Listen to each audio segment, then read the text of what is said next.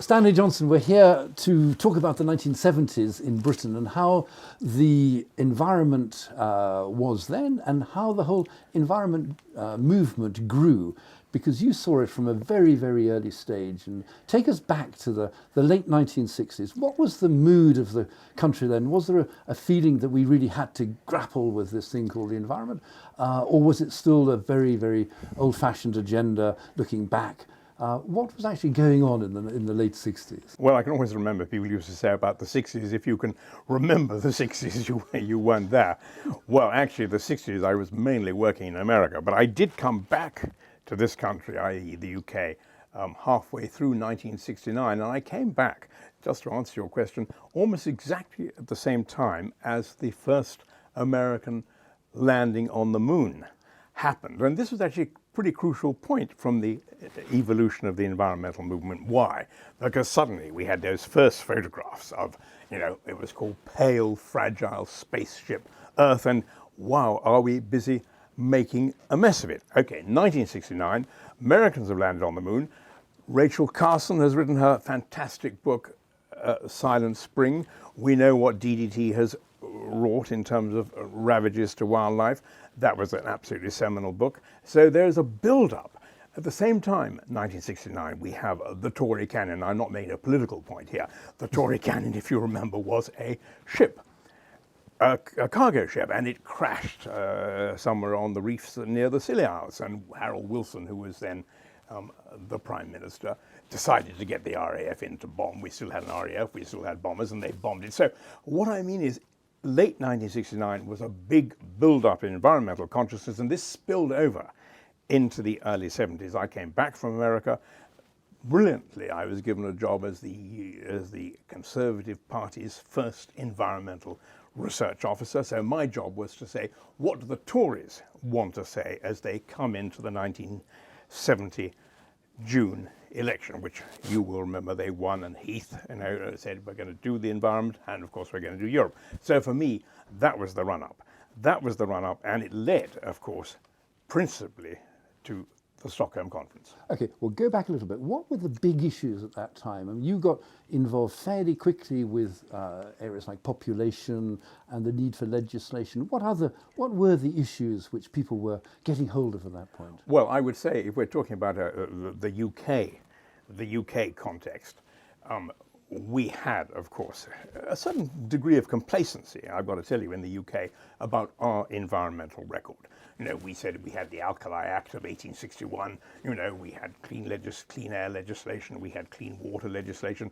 We weren't really sure that we needed to take a huge push in Britain. Nevertheless, we saw that there was a groundswell of opinion going on, partly because this was also the run-up to Earth Day in the United States, partly because at that time we had some really important reports coming out. There was the Club of Rome report, which I think was about 1971. Teddy Goldsmith, uncle of Zach, brother of Jimmy. Teddy produced, with his associates like Robert Allen, this absolutely brilliant report called Blueprint for Survival, which the Ecologist, in one of its very early issues, printed in its entirety. And I've got to tell you, I regard the Club of Rome and Teddy Goldsmith and the Blueprint for Survival as really milestones in the evolution of environmental policy. And in your own personal evolution as an environmentalist? Yep, I'd say so, because those were documents which said, what is the hope for mankind? The hope for mankind is to stabilize and preferably reduce population, and above all, not to go hell for leather for economic growth. In other words, it really questioned the basic model on which societies have been trading for years. And I still think those were words well said. And if you look back at it now, you'll say that in both respects we have signally failed to achieve results. Come on to that. But in 1972, you had the Stockholm Environment Conference, which was really sort of the first time that the world had got together, not just a British. This was a first signal that the environment was not a local issue, not even a national issue. This was an international. You were there, one of the very few people still in the environment movement who were. What happened there? Was it really seminal? It definitely was, and you're right to call it that. its formal title was the United Nations Conference on the Human Environment, UNCHE. Human came in there because I think there was a groundswell of people who said, look, come on, we're not just talking about animals, we are talking about human beings as well. And in fact, if you actually look at the final outcome of that conference, almost the very first line in the Stockholm Declaration, which was brought into the Declaration on the Assistance of Chinese, was, of all things on earth, people are the most precious. They insisted on that line coming in. So I do mention that it was called the UN Conference on the Human Environment. Why was it seminal? Yes, it was, in a sense, the first time the governments of the world had got together. Of course, it wasn't the first international conference on the human environment. I'd been to one in Finland the year before. But it was the first time the governments, and very much credit has to go in the first instance to the Swedish government, who pushed for it in the run-up in 1970, 1971, a fellow called Sverker Åström, who'd been the Swedish ambassador to the United Nations, and credit too to Maurice Strong, who was appointed the first Secretary General. And Maurice Strong spent months on airplanes bringing the nations of the world together, and above all, of course, politically persuading the developing nations that this was their issue too, because they didn't want to see it that way. But was this very much the North telling the rest of the world that they had a problem, or was this the North saying, we need to control ourselves, we need new legislation, we need ways to restrict ourselves from polluting the environment? Well, I think it was the North realizing that unless they could get the South on board, then any solutions would fail of their intent. So it was a hugely political conference. And I think Indira Gandhi's arrival in Stockholm did make a huge difference, because she was the leader of a nation which even then was 400 million people, is many more than that, many more than that today. So getting Indira Gandhi to come, there weren't a lot of other heads of states from the developing countries who came, but they did reach a consensus. And if you look at the Stockholm Action Plan, it actually laid out an agenda which over the next 40 years, and we're talking now about 40 years, has more or less been followed. I mean, one particular case I was very much interested in was the Save the Whale issue. We paraded around the streets of Stockholm at midnight. Of course, the sun was still shining. It does shine in June at midnight. This giant inflatable whale.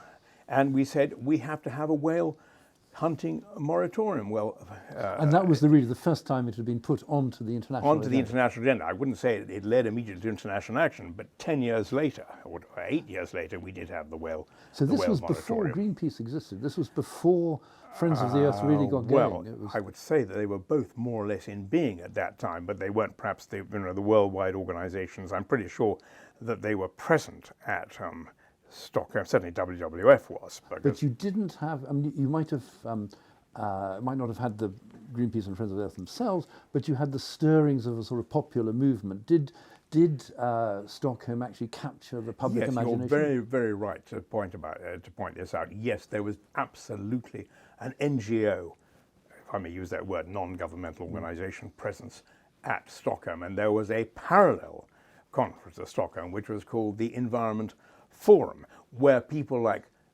Paul Ehrlich, the author of The Population Bomb, came and made passionate speeches about the need to address issues which he feared, and many feared, would not feature in the results of the Stockholm Action Plan itself. Stanley, was this a time of great optimism when people actually felt that government could achieve things and act and put in legislation, or was it the beginning of the doom and gloom scenario? No, I would say definitely not. I would say it was a very upbeat event, partly, of course, because it was a wonderful sunny week in Stockholm, which is a brilliantly beautiful place, partly because the outcome of the Stockholm Conference in terms of the Stockholm Action Plan was very much worth having. It led, for example, to the Law of the Sea Conference and its environmental importance.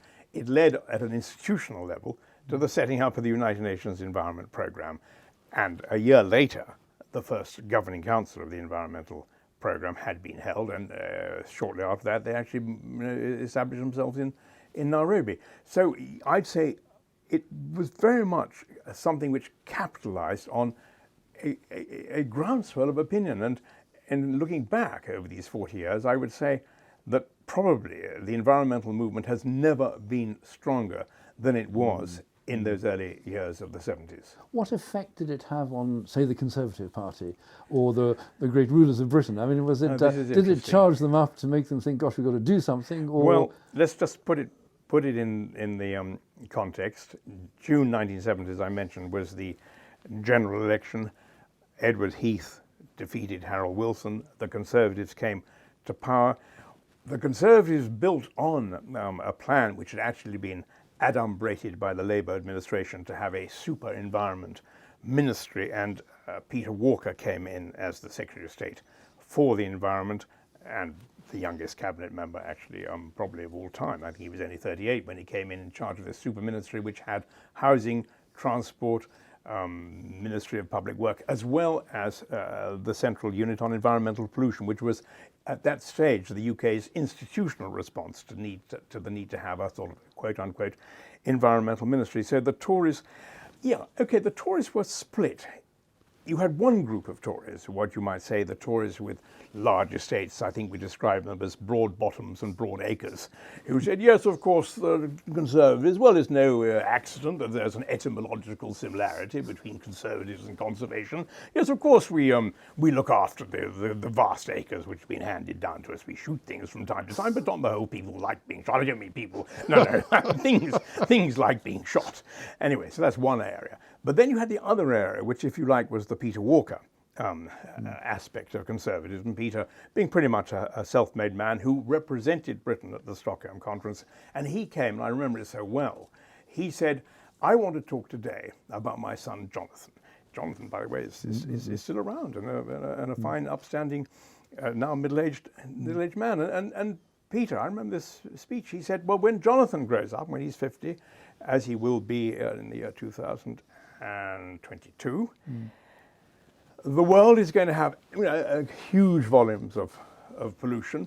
The population is going to be many times what it is, and many awful things are going to happen unless you really comes to grips with it. But he also pointed out, and this was as what you might call the modern Tory coming out, that the battle for the environment had to be won not just in the countryside, but in the cities in terms of housing, urban pollution, and so it had on. become at that point a social issue as well as a physical environment issue. I would say it had, certainly with people of the foresight of Peter Walker. And it was shading over, definitely, from being a let's protect the countryside issue. Because, by the way, I didn't mention, but in 1970 there had, of course, been an international conference in Strasbourg called the Countryside in 1970, which was an important conference, and the Duke of Edinburgh went and gave the keynote speech, and so on. Okay, yes, so it was definitely moving away from just being a countryside issue to being very much an urban issue as well as a social issue. But Stanley, if I remember, you became one of the most active voices for the world to take attention or pay attention to the population issue. And you wrote a book at the same time as Paul Ehrlich, which was basically saying, look, unless we get this under control, we've got enormous problems. What made you get onto this particular issue? For me, it goes back to 1958, being in the common room at Exeter College, Oxford, when I was an undergraduate. Do I mean 1958? Maybe 1959. And reading the results of the Pugwash Conference and just reading about the sheer, as it were, geometric increase in the world population. I did say to myself, and I believe that for the next 20 years, that unless something is done about population, most other efforts will fail. And so, in fact, I went off and spent the first several years of my career working on population issues in Washington and in New York. And eventually we set up an organization called the UN Fund for Population Activities, which aimed to help developing countries deal with their population issues. So yes, for me that was a very important issue, and I came into environment, as it were, on the back of that. What then happened with the Conservative Party? Because I can't remember exactly who was in power at that point. Did Labour, did the rest of the government start paying attention to these issues? I mean, were we getting the first bits of legislation to really reduce pollution? Well, this is where, of course, we slightly come into the EU framework. I was lucky enough to be appointed in 1973 to the newly invented EU's environment programme, I say newly invented because the EU did not have an environment program till the beginning of 1973, as a result of the Paris Heads of Government meeting in October 72. So I was lucky enough to be, Britain joined the EU, and I was lucky enough to be sent there to run the Prevention of Pollution program. During the 70s, I think it would be fair to say, and during the 80s, and as it were forever after, most of the UK's environmental legislation has flown from these European agreements, which were brought out in response to the EU succession of EU environmental programs. And they were serious agreements, and they dealt with water pollution, with air pollution, with chemicals, with noise, and increasingly, as we came to the 80s, with nature protection and what you might call quality of life issues. And you were right in the middle of the debate about habitats and how to protect areas. And what was going on there? Well, this is moving actually into the 80s now, because I'd say that in the 70s, it was still pretty much focused on the pollution type issues and the chemical type issues, and of course the ozone issue as well came up a lot in the at the end of the 70s. The habitat issue, which was for me very much kind of personal. I grew up in Somerset. I grew up on a farm, and so nature protection for me has always been an absolute priority. Yes, we had in the late 70s something called the EU Birds Directive, and when I came back from my stint as a member of the European Parliament, I came back to Brussels in 1984. I said to myself, it is ludicrous that we have an EU directive on the protection of birds, but not an EU directive on the protection of habitat more generally. And so we drafted, towards the end of the 80s, something called the EU Protection of Habitat and Species Directive. It took quite a long time to get that through the Council and through the Parliament, but it has now, as it were, emerged and evolved into an EU-wide network, which is called Natura 2000, which at this present time I think covers, roughly speaking, 17% of the land mass of the European Union in terms of protected areas. So if I were to look back on my life, and I didn't intend to start doing that for another few decades, but were I to look back on my life, I would say, until it gets dismantled by people like George Osborne, that directive is my life's best thing I've done. Did you get a lot of opposition from corporates and landowners and people? I mean, this idea of legislating against pollution or destruction of habitat must have cut right through some of the Tory party ideology. Well, on the it's a very interesting point. I'd say on the pollution front, I'd say no, because yes, there were manufacturers of titanium dioxide who fought against emission norms for the discharge of TiO2 into the Humber, but on the whole they could be brought on board. More philosophically, I think there were people like Nicholas Ridley at the time, when he was the Secretary of State for the Environment, who, when told that we were going to propose a habitats directive, saw red and said, I don't see why we should have a whole lot of bureaucrats going to tell us how to run our wildlife and our habitat. Well, in the end, the British did support the Habitats Directive, and I believe, Parche George Osborne, who fortunately is not in charge, I believe that we will retain a commitment to it. But this was the build-up to all the legislation, which really we now we have to abide by. I mean, that was the importance of what you were doing then. Well, I think you could really say, I'm not, I haven't made an analysis of this, but I'm pretty sure that most of the important environmental legislation which we've had over the last 30 years has flowed from EU initiatives. Now, I don't want to say that some of these EU initiatives didn't also come from the UK. I mean, many of the time when I looked at a particular draft which had come forward from the UK and said, come on, this is such a good idea, let's make an EU-wide initiative out of it. So I'm not saying. Now, there's some areas, though, where we have majorly important legislation which have not flown from Europe, and which, bizarrely, we're now in the process of wanting to tear down. I'm talking, for example, about the 1947 Town and Country Planning Act, where, for me, as a conservative environmentalist, it is almost unimaginable what the government is proposing to sacrifice what was the crown jewel of protecting the countryside and to reduce it all to 52 pages of nonsense. Does seem to me most extraordinary for a party which has, up till now, prided itself on its environmental record. So do you think that the Conservative Party has really lost the original idea of what the environment debate was. I tell you what's happened. They have been completely panicked by the quote-unquote recession, or the depression, or whatever you want to call it. They have lost their marbles on this, and they suddenly think that the only way you can achieve economic growth is by ripping up environmental legislation. And all the philosophy, all the thinking which has gone on over the last 10 or 12 years, as you know just as well as I do, has been that actually sustainable economic growth can only come about, sustainable I'm emphasizing, if you actually have well-structured environmental legislation, and that the resources which are necessary to underpin economic growth have to be protected. So what is the danger we're getting ourselves into if all these plans by the Conservatives to throw away so much of the legislation go? Are we back then to the 1960s, and do we have to start all over again? I mean, is that what is at stake at the moment? Well, it is a very, very intriguing, a really intriguing moment. We're now into whatever it is, the second or third year of flatlining as far as growth is concerned.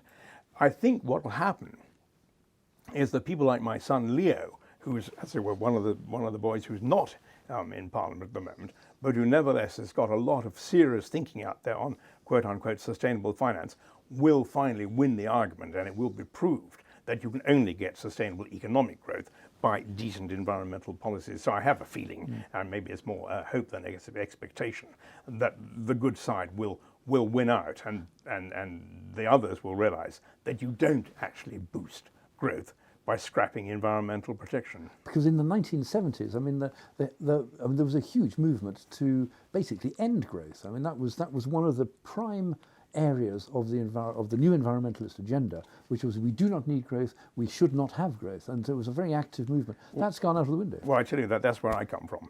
I mean, I'm basically, apart from my tummy, which is another matter we all have sort of personal. Now, I'd like to get my tummy a bit thinner. Anyway.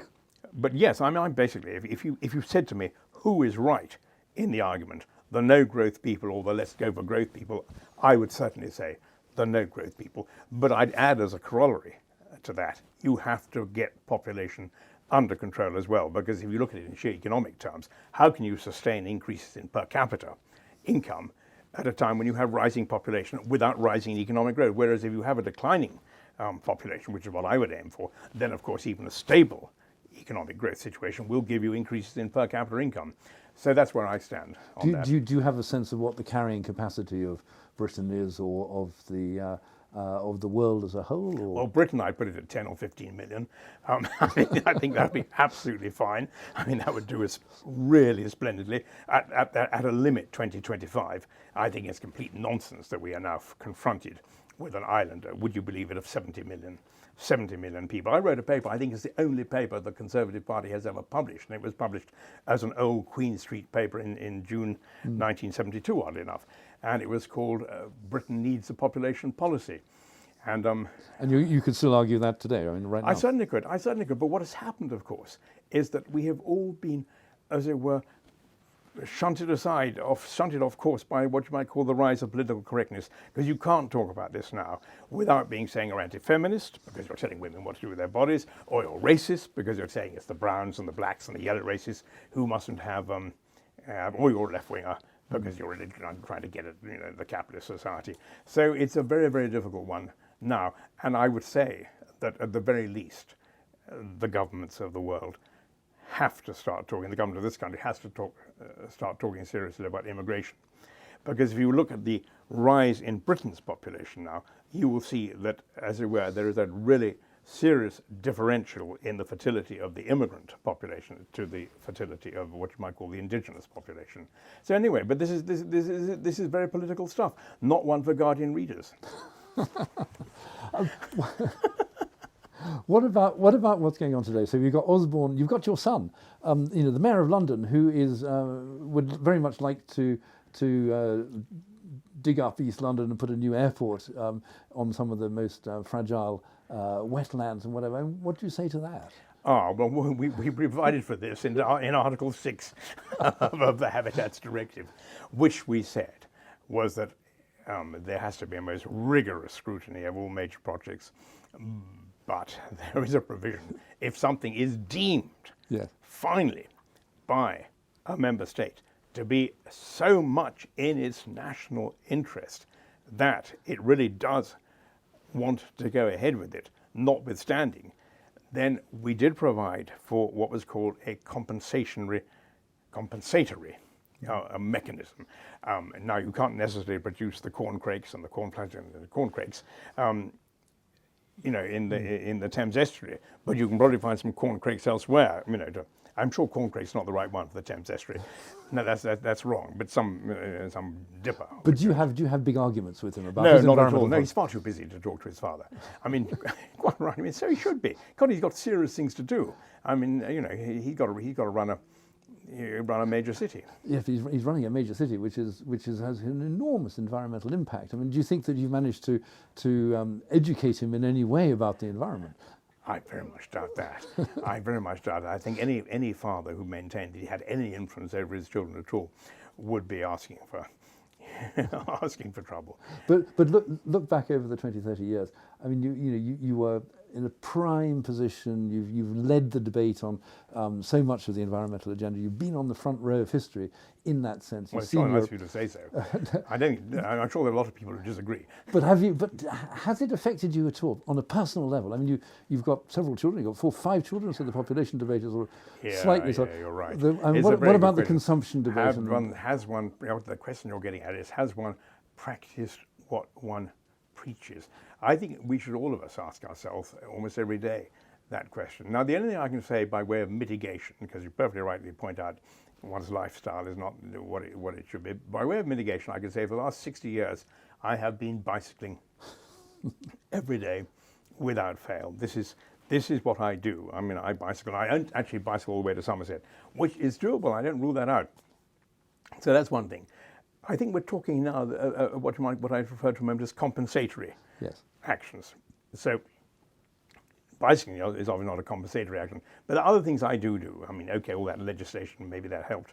I act at the moment as the chairman of the gorilla organization, which aims to save gorillas around the world, and we work on that, and there are 700 or 800 mountain gorillas which we help keep going. And I'm also an ambassador for the United Nations Convention on Migratory Species, so I work on that. So I'm talking here the area of compensation. But if you went back to the 70s, if you'd known then what you know now, what differences would it have made to the kind of legislation, the kind of policies and the kind of ideas which you came up with then? Where are the big mistakes which we made in the 70s? Well, I tell you what, in the 70s, we were not focused on the global warming issue. It's not to say the global warming issue wasn't well known. Of course it was well known, and it was discovered with that Swede, Arrhenius, and somebody else. And certainly at the end of the 60s, J.H. Fremlin was writing articles about global warming. Nevertheless, it was not until, I would say, the mid-80s that global warming really came to the forefront as a political issue. And in 1988, UNEP, the United Nations Environment Programme, and the World Meteorological Organization jointly established the International Intergovernmental Panel for Climate Change, IPCC.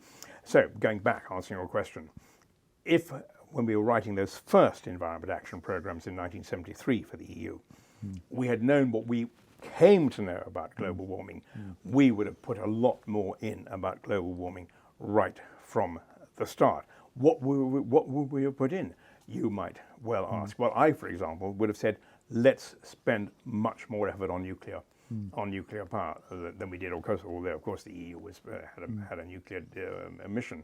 But there are other things which I think, one thing I would not have done is this complete nonsense in terms of biofuel. I spend my time, as you know, on wildlife. I look around the world and I see what is the major threat to wildlife around the world. It is this great rush to have biofuel as a substitute for other energy sources. I see it, of course, particularly in Indonesia and Kalimantan, where the tropical forest has been wiped out to grow palm oil, so that can in turn be put into our motor vehicles. And by the way, that is an EU directive, but not one of mine. It came from the Energy Department saying, we must have 10%, 15% of biodiesel in our fuel. Complete nonsense. Complete nonsense. And you see it in Brazil, you see it in Africa. So there's some things which... You tried to get a forest convention through and you failed. We did. Right? You're absolutely right. I left the EU Commission in 1989. no, I'm sorry, 1990, to go to work for FAO in Rome. In the run-up to, we're not talking now about Stockholm, we're not talking about Rio. No, we are talking about Rio, in the run-up to Rio, the Rio of 1992. And my hope had been that there would be a forest convention to go alongside the climate change convention and the biodiversity convention. Well, that was a forlorn hope because it was torpedoed by major forest countries, particularly Malaysia. And I think it would have been very good because had we had a forest convention, then there was some chance of knocking back at least 25% of these greenhouse gas emissions, which still result from what you might call forest destruction and degradation. So that's where we are on that. So that was a huge error. But look forward now. I mean, Yeah. okay, so you've had 40, 50 years Yeah. watching the environment effectively get worse and worse. Do you have any optimism that we can sort it out on a sort of international level or local level, or where are the grounds for optimism, and are you still an optimist? Well, on the global warming front, by the skin of our teeth, I mean, the Durban meeting produced some results. I mean, basically, if the Copenhagen meeting had been followed by another failure at Durban, none of us would be going now to the Rio Plus 20 conference in Rio in June with a smile on our faces at all. But at least the Durban meeting on global warming has kept that particular ball in play, so that by the year 2050, it is arguable that we may be living in a world 2 or 3 degrees hotter, but it might have peaked. And can you see is there any chance that Britain will actually realistically meet its target of 80% cut by 2050 on 1990 levels? Well, of course, so many of these, as were national targets, have been achieved by, as it were, exporting our problems elsewhere. Why have we been able to meet some of the pollution reduction targets? Is because our manufacturing industry, as it were, been relocated vicariously to China or Southeast Asia. So yes, I think you could probably argue that if Britain fell into a total decline, maybe some of our targets would be met. Of course, on the global warming front, there are a couple of possibilities still out there. One is that somehow, bizarrely, the international consensus is wrong, and there are people out there, we might call them the climate change deniers, who are putting a lot of effort, and I think The Guardian has been following this story, into promoting the idea that the people who say that the global warming is a problem are wrong. So that's one possibility. The other possibility is what you might call the silver bullet solution, the geoengineering solutions. And some years back, I did write a novel called Ice Cap, rather impressive novel, I thought, which was produce a geoengineering solution of some substance which gets sprinkled on the water of the southern oceans and absorbs. It's a plankton, causes the plankton to absorb carbon dioxide totally voraciously. But Stanley, would you recommend that we spray the heavens with sulfates or whatever and block out the sun and well, from time to time, fortunately, we have a volcano which does that for us. And if you look back, for example, the records, I think, what's the one in the Philippines? It's called Pinatubo. Well, that in turn gave us quite a break. So we either pray for a volcano or we make our own. Make our own volcano. Well, no, but ironically, there is some argument which says, well, actually, the level of pollution which we used to produce before we had all these EU directives about stopping large combustion power plants spewing sulfur into the atmosphere, there was an argument that used to provide a very decent protection against global warming. But you're not advocating more pollution to solve this particular problem. Well, you have no idea. I think it could be said that given the rate at which the Chinese are producing coal-fired power plants, we may find that there is an element of protection coming there too. No, I mean, on the global warming front, I don't think I know the answer. I can say on some of the other issues, they are doable and they will be done. These nature protection things which I deal with, they can be achieved. I've just been in Namibia, for example. I came back a couple of days ago. Now, in Namibia, 2,000 cheetahs live. Now, 2,000 cheetahs is something like half the world population of cheetahs. And most of those actually live outside the national parks. And they live outside the national parks because people have found a way of balancing their farming and livestock operations with the protection of cheetahs. So some things are doable. Stanley, in a way, you could say that we failed completely to protect nature at its greatest, at its hour of greatest need. I couldn't agree with you more. If there is one area we have really fallen down on over the last 50 years, it is the protection of nature and biodiversity. I can hardly think of a species which is not now in a worse situation than it used to be. You just take the lion. The lion. Well, at the turn of the millennium, so I'm talking about the year 2000, there might have been 100,000 lions in Africa.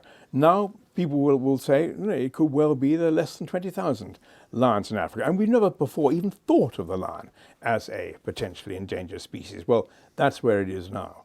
And you could say that over a whole range of species. So what is in the end the problem? The problem is the human race itself. There's no question about that. So, but Stanley, if the 70s hadn't happened and we hadn't had all this great new awareness and we hadn't had all the new legislation which you and others managed to get in, and we hadn't had the Conservative Party taking a note of climate change, well, if none of these had happened, would it have made any difference at all? I think you could say that by dint of all this effort, we have, as it were, slowed down the speed at which the train is approaching the buffers. But that we are going to approach the buffers at speed, I think, is an ineluctable fact. Stanley Johnson, thank you very much indeed.